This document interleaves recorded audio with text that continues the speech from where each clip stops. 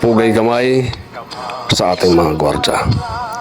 Madalas man na hindi nakikita ang ating halaga, minamaliit at kinukutya ng ating kapwa.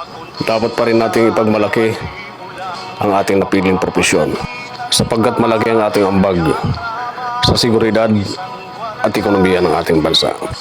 Tayo ang nagpapanatili ng kaayusan sa ating nasasakupan. Nakaatang sa ating mga balikat ang responsibilidad ng buhay at ari-arian na kung minsan ay naibubuwis natin ang ating buhay alang-alang sa kapakanan ng kaligtasan.